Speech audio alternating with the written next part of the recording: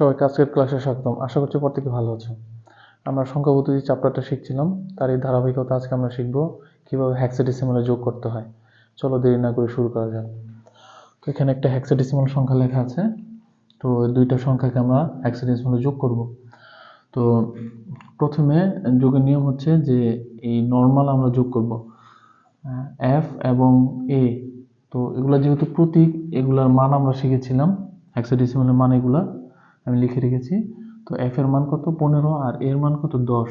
10 আর 15 যোগ করলে কত হয় 25। যদি যোগ করে 16 এবং 16 এর উপর হয়, অর্থাৎ হেক্সাডেসিমাল বেজ এর পরিমাণ হয় বা এর বেশি হয়, সেক্ষেত্রে আমরা 16 দিয়ে এটাকে ভাগ করব। 16কে 16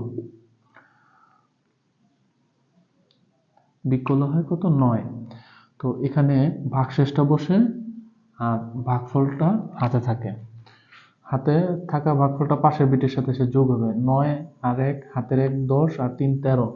তো 13 কিন্তু কোনো হেক্সাডেসিমাল ডিজিট নেই, তার 13 পরিবর্তে আমরা কত লিখবো ডি। তো এখানে হবে ডি। আর যেহেতু এটা 16 নিচে এবং ভাগ করি নেই, তাই এখানে আর হাতে থাকে না। 8 আর 1 কত 9, যেহেতু এটা 16 নিচে তাই এটা 9 হবে, এটা ভাগ করা লাগবে না, এখানেও ভাগ করতে হয়নি। এখানে বি আর সি, বি এর মান কত 11 আর সি এর মান কত 12। 11 আর 12 যোগ করলে হবে 23। যেহেতু এটা 16-র উপরে বা 16 হলেও আমরা ভাগ করব, সেক্ষেত্রে কি হবে ভাগ করতে হবে। তো 16কে 16 7 থাকে। তো এখানে ভাগশেষটা বসবে আর ভাগফলটা হাতে থাকে।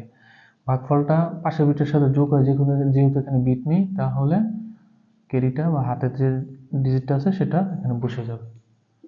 আমরা কিভাবে বেজ লিখবো। তো আশা করছি বুঝতে পেরেছো। তো যদি কোথাও বুঝতে সমস্যা হয় কমেন্ট বক্সে জানাও, অবশ্যই তার রিপ্লাই দেবো। সে পর্যন্ত আল্লাহ হাফেজ। পরবর্তী কোনো ক্লাসে দেখা হচ্ছে। আর ভিডিওটি ভালো লাগে সবার সাথে শেয়ার করো, এবং যাতে তারাও তোমাদের মতো সহজে এই পদ্ধতিগুলো শিখতে পারে। ধন্যবাদ সবাইকে।